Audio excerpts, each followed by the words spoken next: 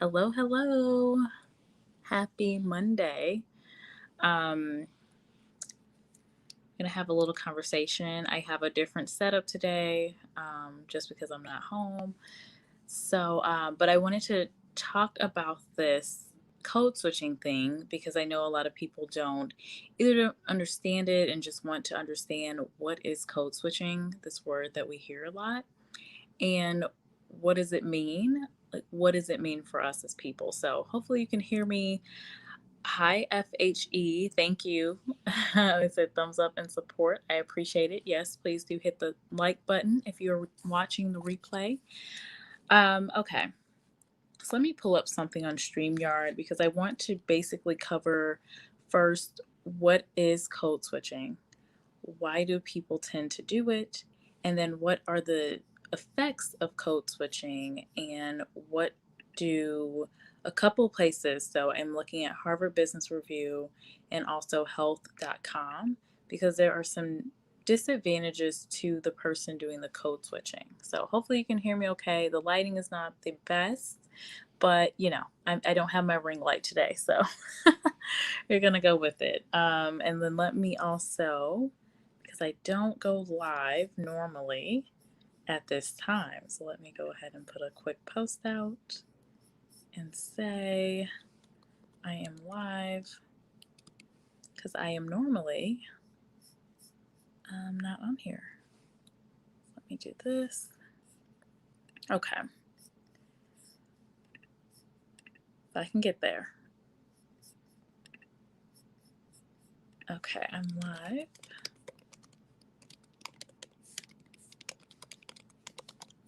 Oh, that sounds terrible. Okay, great. So first of all, what is this thing that I'm calling code switching? A lot of people hear about code switching, especially when it comes to thinking about the workplace, Black Americans especially, but also, Latino community, Asian, like a lot of different groups may code switch. So, what is code switching? Basically, code switching is all about two main components. So you're changing aspects of yourself, especially your culture, to fit in with another group. So this may be changing the way that you speak. This may be changing your behaviors or forms of expression. This could be like your facial expression. This could also be forms of like how you look as well. So sometimes it's how you look, how you dress, how you style your hair. So we'll look at a couple of examples of this. So, when you think about language, this could be how you're greeting people in the workplace. So you may come into a meeting and say, "Hi, how are you?" Or "Hi, how is everyone?" If everyone is of a different culture than you. So you're coming into the space and kind of accommodating to this, what your expectation is of this other culture, and downplaying your own culture. So you're changing the way that you speak to better, I guess you could say, fit in with this group of people that is not of your own culture. So this could be, yeah, me saying, "Hi, how are you today?" Whereas another, like if I'm seeing people that look like me, maybe another Black woman, I might say, "Hey girl, how you doing today?" And you see the slight difference in that. So me saying, "Hi, how are you all today?" And "Hey girl, how you doing?" There's a slight difference. One that I might be more comfortable saying to someone that looks like me. And hello, thank you so much, Cubston, for the super chat. Oh my gosh, I appreciate that. Congrats on winning. Oh, I won the Q&A question. Oh, thank you, thank you. I appreciate it. Thank you so much, Cubston. Thank you for joining. Love that. Okay, so that's one form of basically code switching by how I speak. "Hi, how are you today?" versus "Hey girl, how you doing today?" Another example I'm actually going to highlight here on the screen. Let me see if I can bring it up because I thought this was a good example. I think some people may even remember this. Um, but it's basically, let me see here if I can enter from my computer. "Hi, Edward. Good morning." Because then, oh, thank you. Yay, I won something. Good morning, Edward. You're getting ready for work? Oh, thank you. I appreciate you. Okay, let me see here. Um, okay, this may be a little bit weird. Let's see if I can share my screen though. I'm going to do this and then, because I do want to show this other example of, I think one person did this in a great way. I think it's this one. Okay, so is it this one? No, it's not this one. I'm going to share this other one. Let me stop sharing and then share this one. So I just want to show it because I think it was a great display. Mr. Obama actually did this. If you can see there, he greets one with a handshake.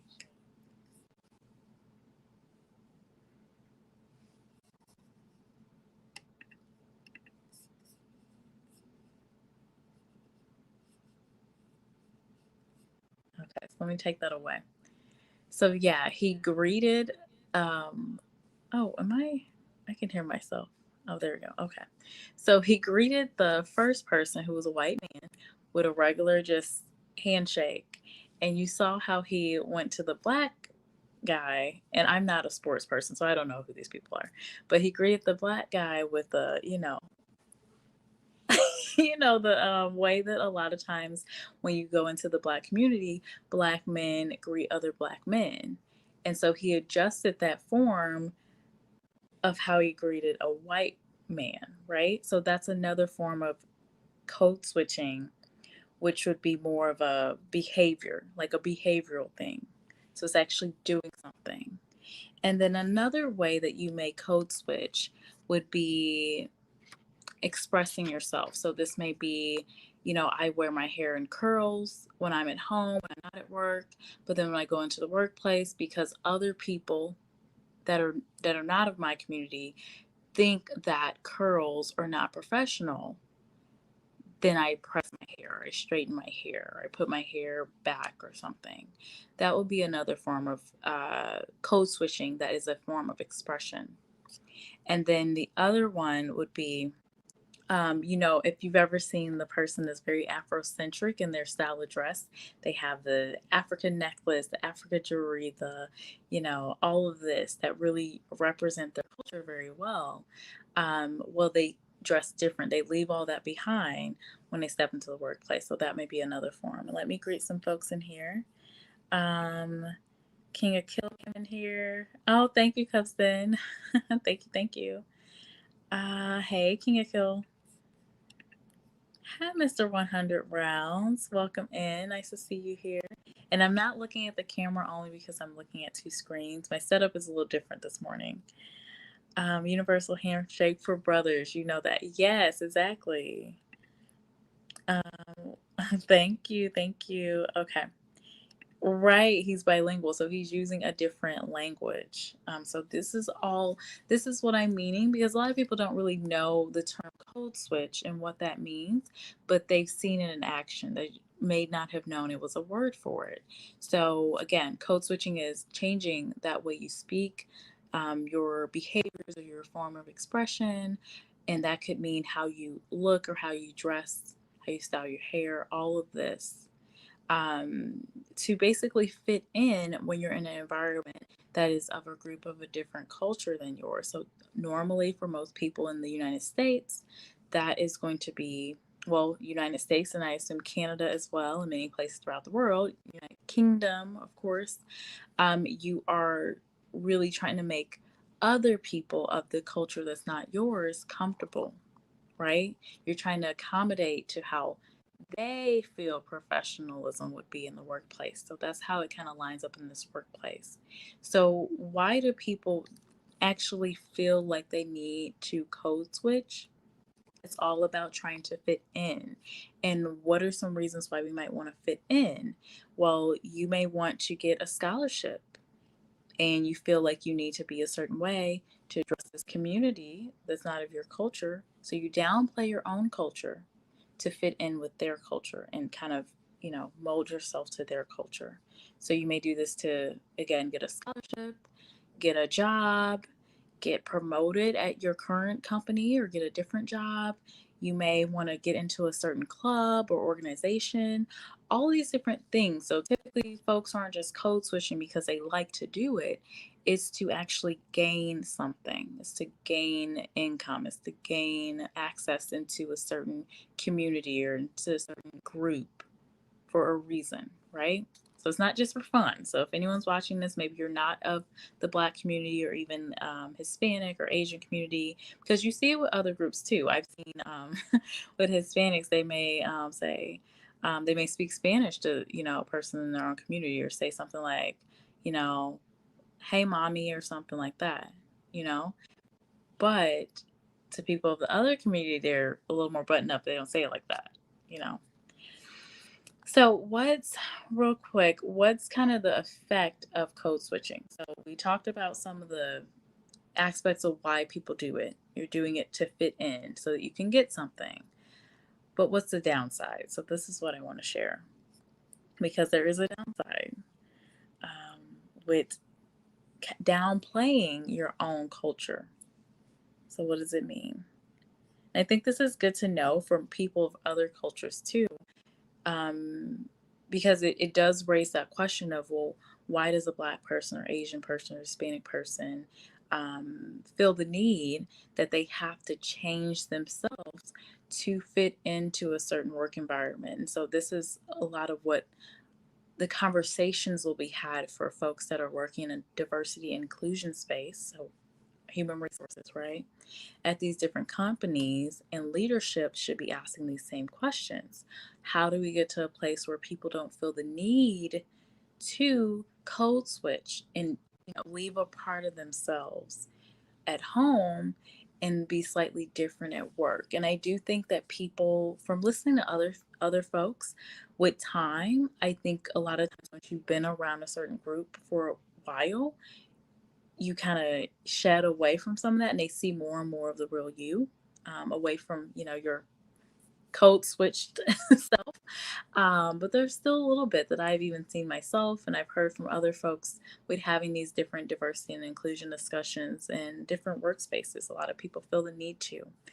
And it does seem to be a little bit different with sometimes men and women as well.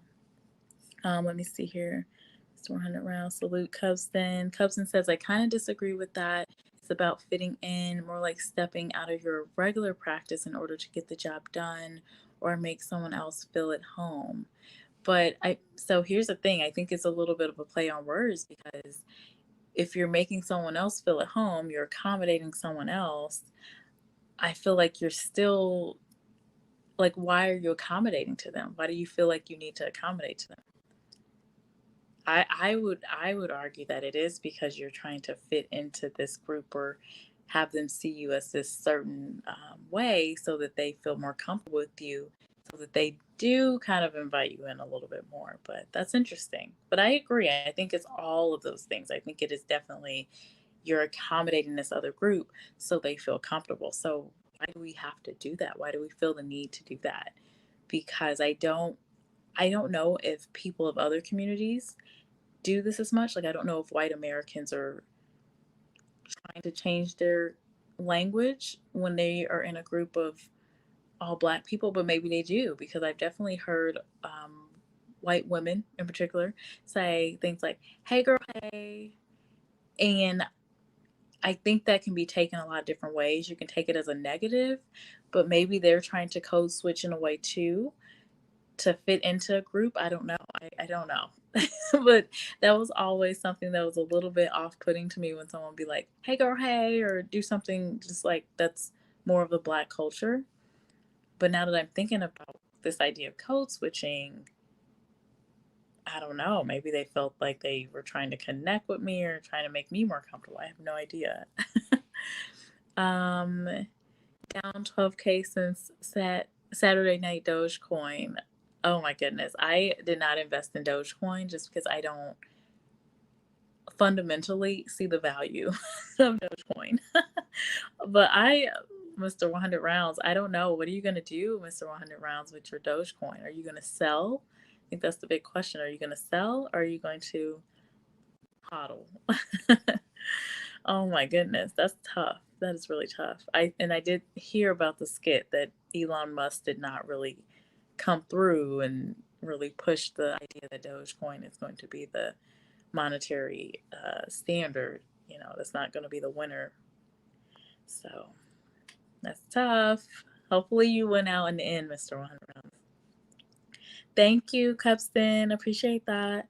Maybe you are seeing it from an American's perspective. You know what? That may be it, because I have to remember you are in Canada. And so the culture there in Canada is different. Even I think your diversity and inclusion, whenever I would talk to folks in Canada, whenever we would talk diversity and inclusion, even their perspective of kind of what or who the people they were targeting did look a little different. So that's very true. I'm glad you brought that up, Cubston. Okay, so let me see if I can find it, because I did just have it. Give me 1 second. Okay, here we go. Let me just add this back into the stream. So we have Mr. Obama, President Obama, doing the code switch right there. So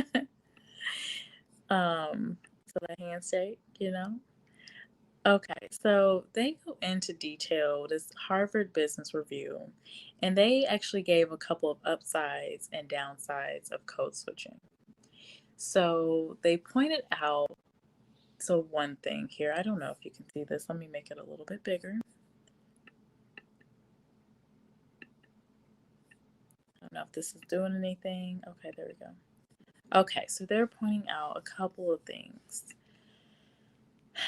So here's one thing. They identify the three main reasons, which I kind of agree with a bit. So one of the main reasons that they said that they feel like people feel like, and they were really targeting Black people, that to code switch kind of increases the view of what's professional and your likelihood of being hired. I 100% agree with that point, because, I mean, even what I talk about on my channel is a little bit of code switching when I say, if you're not finding results in your job search, look at your resume. What's the name on your resume? Do you have a picture on your resume?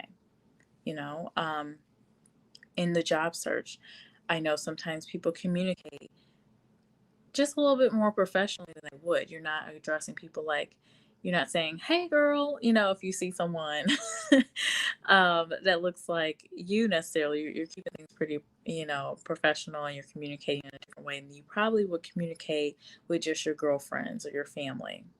The other thing they're saying is avoiding the negative stereotypes associated with Black people. So that idea that Black people are lazy or incompetent, I do think that's still there.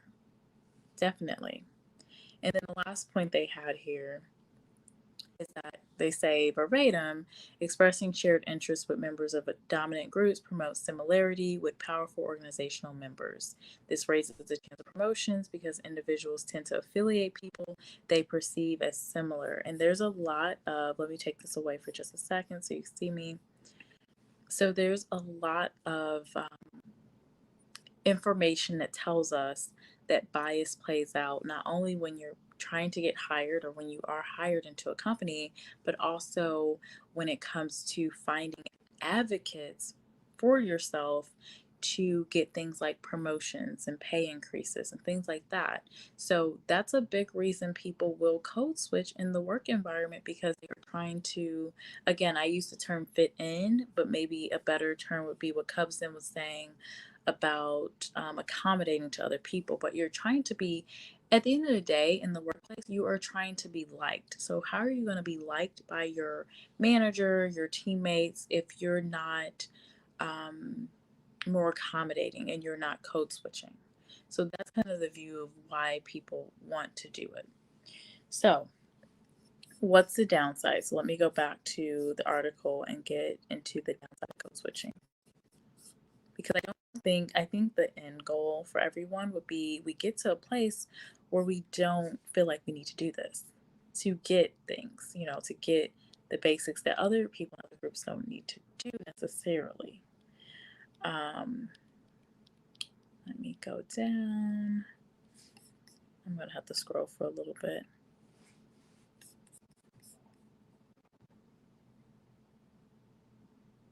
So they did go into the complexities of code switching. I think I want to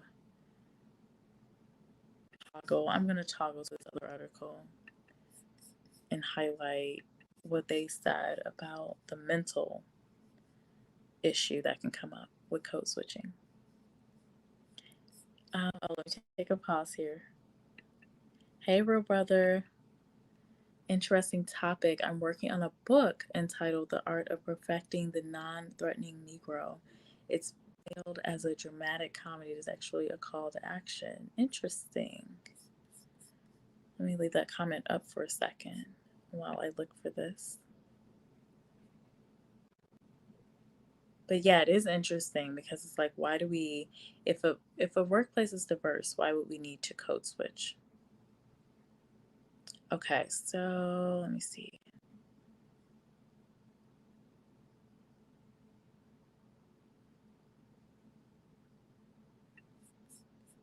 And I'm just going to pull this one up. I have to get through all of these advertisements on the site. Okay, let me click out of all this stuff real quick. But yes, real brother, I 100% agree. It's like kind of an ongoing struggle. Okay. Okay, so I'm going to pull this up. What does code switching actually do to your mental health? Is what I'm going to highlight. So let me toggle over here.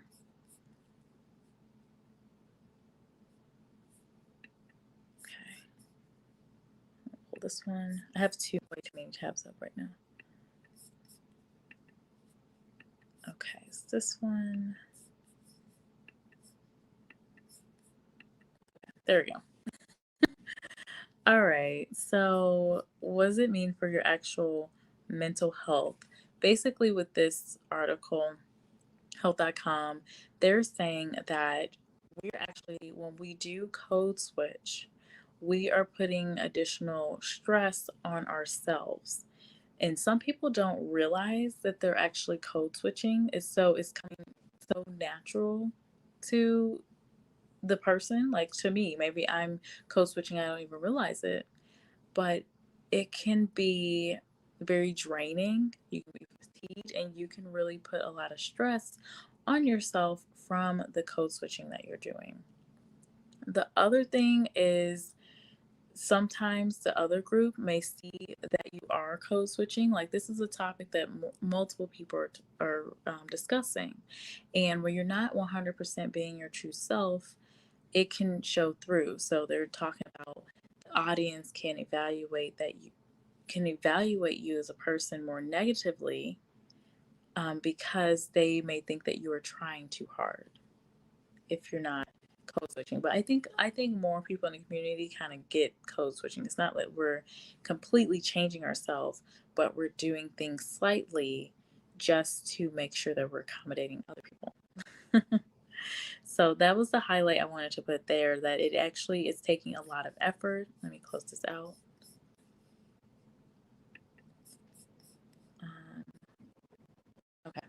So it's actually taking up a lot of effort and may cause you stressors that you're not even realizing. So we do need to get to a point in the workspaces where we do not need to code switch. And I do think in the end it makes everyone better, because when people can be more comfortable in the workplace, they can be their true selves, they're going to harness better results. They're going to do better work. They're going to get along probably better with their colleagues, and the other people are going to learn about the other person's culture. You're giving that opportunity and that chance for this other group to learn about people in the community, to maybe even get rid of some of the stereotypes they have, instead of thinking like, oh, you're not like the others. No, communicate as you naturally would, and so that they can see yes, I talk like this and I'm still educated and I'm still professional and I'm still doing this, right? It's not a negative thing. It's not a negative thing that Black people talk in a certain manner or we may say certain things. It's a part of our culture and we're bringing that into the workplace. And guess what? We're enhancing this place because of it. We're letting you see into our culture. The same with Hispanics, the same with Asians. And it gives you that opportunity other people, white people in America, white people in Canada, to Cubston's point earlier, that opportunity to learn. So that's one point. Hello. Oh, wait, let me read your comment. Firm handshake for the Caucasian. Head nod to the homies. Yeah, right. Right. That's funny. Yeah, you change it up depending on your audience for sure. Hello, Bob Burger. Thanks for stopping by. Oh, you're from Richdale. Well, thank you for stopping by here. I appreciate that. Yeah, I check in on her pretty often. Well, I shouldn't say often. I say probably about at least once a week. I try to see what she's up to. Cool. So that's the point about code switching. Let me just go back to this Harvard article just to make sure I didn't miss anything real quick. But those are some of my highlights. I just wanted to talk about, what it is, what is code switching, what are people talking about when they're talking about this person or that person is code switching, what does it mean? So we talked about it. So it basically is you're changing the way either your linguistics, so how you speak, maybe the language that you are even communicating in, or you're changing your behaviors and your forms of expression. That could be, me. Maybe I wear my hair curly when I'm not in the workplace, and then I straighten it when I'm at work or when I'm around a certain group of people. Maybe if I were a housewife, but I was a part of a certain organization and there were all white women there, maybe that's for them. Like they would, maybe I would straighten my hair, or how you dress. Maybe I normally, would wear my Sudanese, I don't know, necklace and my earrings from Ghana, but in the workplace, I keep that at home and I don't share that part of myself in the workplace. And then we saw Mr. President Obama with the handshake. So we got the regular handshake and then we got the, you know, the brotherly love handshake, the universal handshake that we see a lot of times Black men do with each other. So all these different things, and I gave my example personally where and I think I've done this multiple times where I'll say like, hello, how's everybody doing? Like to just my white, co-workers, but then I see, my Black friend or my friend at work, and I'm like, hey girl, how you doing? What's up? What's going on? I'll talk a little different. So that's a form of code switching because I am changing it up a little bit based on my audience. So why do we do it? A lot of reasons that people may feel the need to code switch. Trying to get a job, you may want to, you may feel a need that you have to code switch. Now, I am not saying you have to code switch, but I do see that people tend to hire people that remind them of themselves. This is kind of that push that we're doing in the diversity and inclusion space. So everything we're doing in terms of diversity and inclusion, sometimes we're fighting against our own direct unconscious or conscious biases to make sure that we are being inclusive, right? Because if you think about, standard white man, a lot of times, if he's talking to different people, you're gravitating to people that look like you. It's not to say that that's inherently wrong, but when you're trying to diversify a community, that's not naturally going to do it. Like if I had my own business, I'm most likely going to hire naturally people that remind myself of me, or aspects that I see maybe of myself or of other people that I know within my community. Like, oh, you remind me of this, of my friend. She's awesome. You're probably going to be awesome. So, all these different types of biases that we put on people, whereas some negative biases may come into play because if I've been watching television all day and I'm seeing 15 incidents where they're only showing, Black men doing a crime, and you come across a Black man, well, you have this bias in the back of your head as well. So that's what we're talking about when we come to D&I. So getting back into why do people code switch? We're playing down stereotypes sometimes. We are trying to accommodate others that don't look like ourselves. We may be trying to fit in with other people.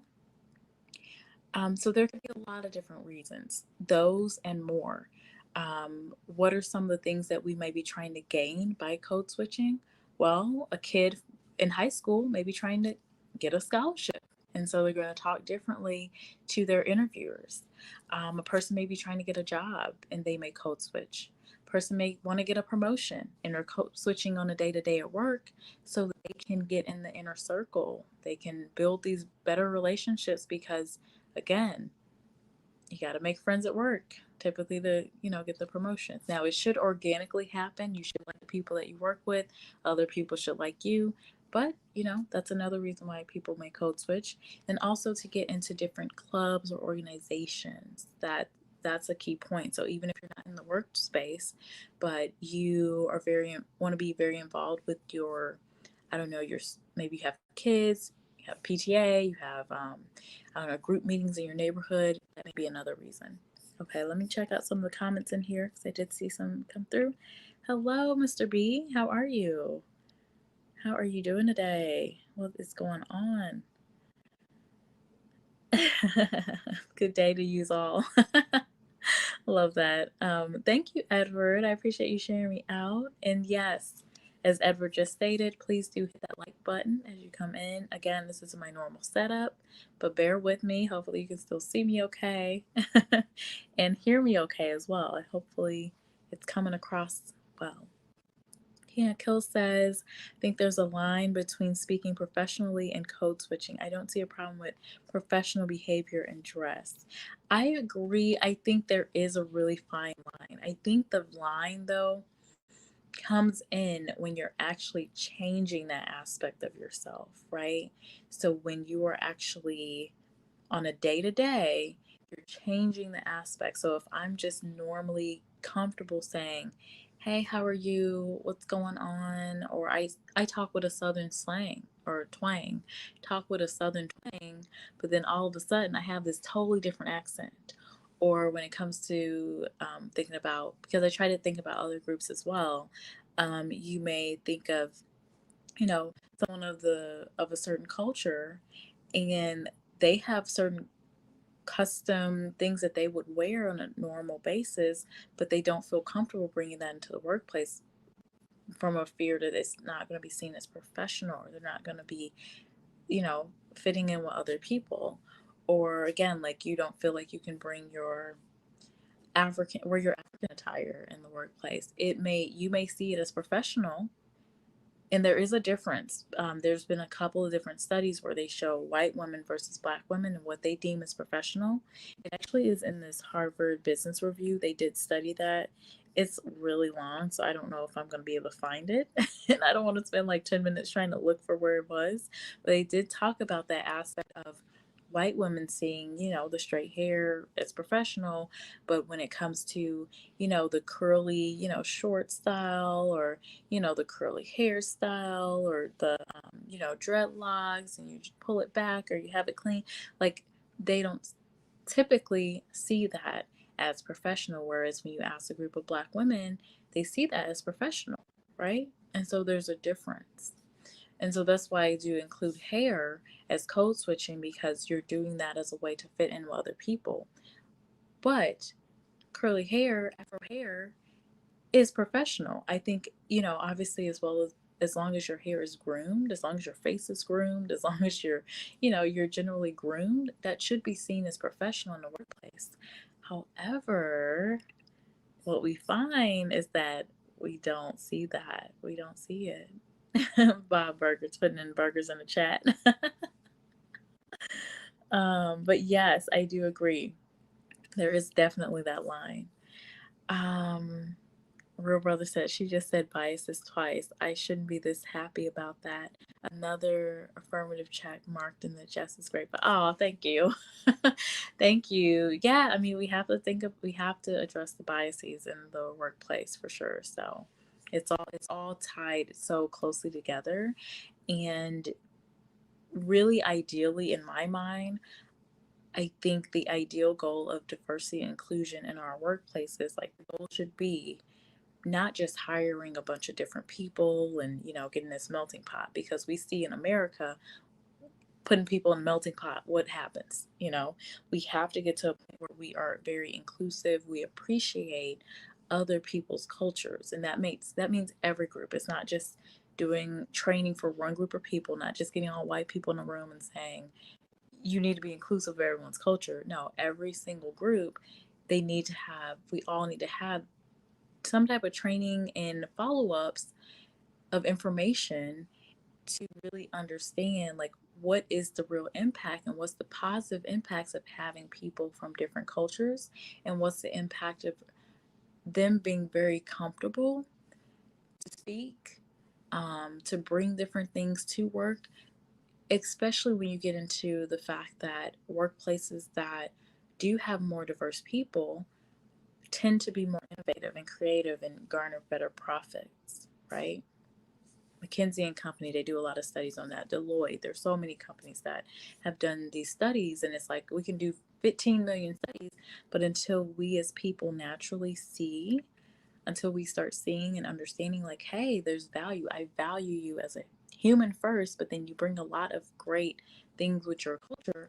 I want you to feel comfortable with, you know, being a part of this community, and people feel like they can fit in, they can still get the jobs, they can still get the scholarships, they can still get the promotions, they can still get into these clubs by bringing their same and full self.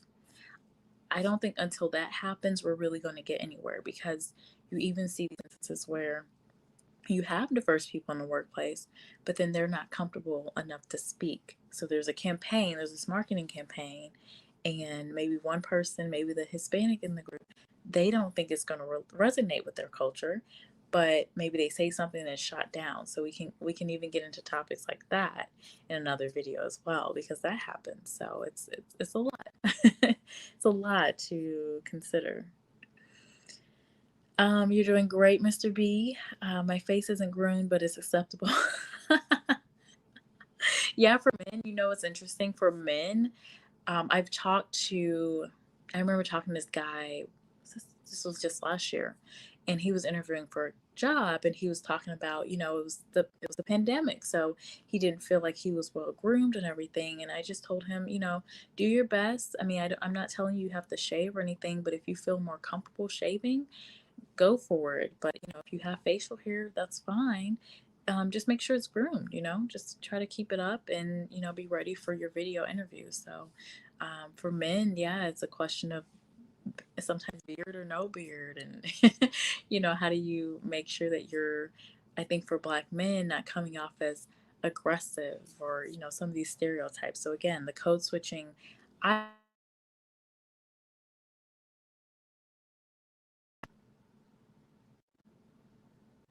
sorry guys, I'm from my phone, so whenever I get a call or anything, it comes through. It like closes down the chat. It closes down the whole StreamYard. So so anyway, I'll kind of wrap this up, because let me see what time it is. Yeah, I'll wrap this up soon. But you see with men sometimes, it's they're getting away from certain stereotypes as well. So with code switching, we have to think about more of the why. So why are you changing how you speak? Why are you changing your behaviors and your expressions? Why are you changing the way you look, maybe? And is it more geared towards you wanting to downplay your culture or any stereotypes affiliated with your culture, um, to accommodate other people in this space that don't look like you? So that's my take on it. And then the downside is that there are some effects. Sometimes you can come off as maybe not I what am I trying to say? Not authentic, because you're not being yourself, and other people can see that. And then the other part of that is the stress that you're putting on yourself, especially if you think about someone doing this day in and day out, Monday through Friday, trying to code switch. It's a lot, maneuvering between speaking one way to one group and one way to another group, and so it can bear toll and put some stressors on you as well. Um, what else am I saying? Oh, and then also you're downplaying culture, so you also lose the opportunity for other people to learn about your culture and learn more about you and the authentic you. Let me just go back to the chat because I did miss Murad. Hello, Murad. I'm glad you're here. Thanks for joining. And Mr. B was saying, no green face. Hi, Carmen. How are you? What's up? Let me see, Murad. How are you? I'm doing well. I'm doing well. I'm going to kind of wrap things up here. King of Kill said, for example, if I owned a business with an office, I would be more accepting of cultural distinctions. However, behavior and speech still need to be professional. It maintains a certain atmosphere. Oh, yes, of course, definitely. I think the only thing is that there's this, to your point, King of Kill, there's this fine line between what's professional and what's not. And so people of a certain culture think that, you know, dreadlocks are absolutely not professional, but they can be, right? I'm just like regular hair can be unprofessional. Like if someone came in and didn't comb their hair, or they have extremely long, just hair, it may different groups may see it as unprofessional. I remember I talked to a lady I interviewed. This was like, I don't know, maybe 4 years ago or something. But she was telling me, actually, it might have been longer than 5 years ago. She was telling me this was a white woman. She had very long hair, and she happened to work with an older group of people. And they did not see her hair as professional, so she could not wear her hair down, even if it's like straight, it's well groomed and everything, it's clean. She had to keep her hair in a bun because that was deemed as unprofessional. Whereas today, I think more in the younger crowd, like millennials, I think, you have long hair, you have long hair. You have long dreadlocks, you have long dreadlocks. It's as long as they're clean, they're professional, they're not like all in your hair, I mean, or all in your face. I think most people will see it as professional, whereas you have a group of people that may not. So it definitely is a fine line. Let me see here. Okay, Mr. B said Lawnmower Kid is here. Have fun, people. All right, well, I'm going to close it out. I just wanted to bring this topic up because it actually showed up in my LinkedIn feed, the LinkedIn news feed. There is a woman, just to share this with you really quick before I go. There is a Dr. Courtney McClooney. She's an assistant professor of organizational behavior at Cornell Industrial and Labor Relations School. She was saying that the concept of professionalism is related to code switching, has become associated with a heterosexual, able-bodied white man without an accent. So that's another point, like no accent. That's a really big thing for folks that immigrate here from different countries, right? So she actually goes into it. She actually has, I think, a podcast. Or she's going to be a part of a podcast called Hello Monday Podcast. And it's Dr. McClooney.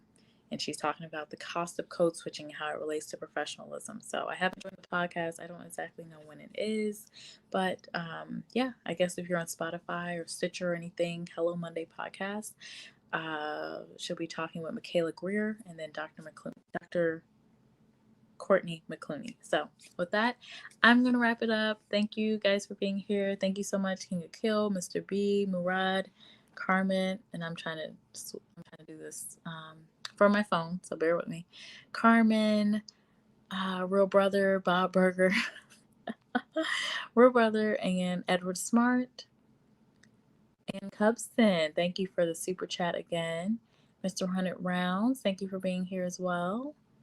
And FHE was like the first person in here from Rachel. So I'm definitely going to have to thank her later.